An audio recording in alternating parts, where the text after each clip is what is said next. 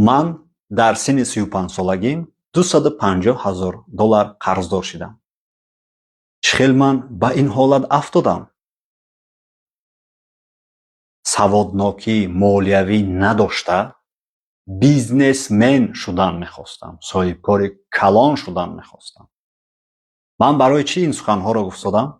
Барои он ки бисёриҳо ба қарзи майда калон меафтанд ва қарздор мешаванд, аз дар мебароянд. Ман ҳам ҳамин фикр доштам. ҳозир ман аз дар мебароям, тамом, ба охир расид. ҳаёт ба охир расид. кори ман ба охир расид. коргарои ман ба охир расид. ҳама аз ман дур шуданд. Не, истодам, фикр кардам. Агар таслим шавам чӣ? Агар таслим нашавам чӣ? Зеро муваффақият яку якбора ба даст намеояд.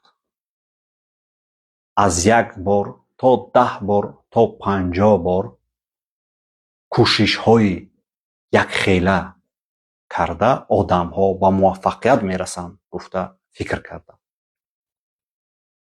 ҳамин хел нест? муваффақият як бор намеояд.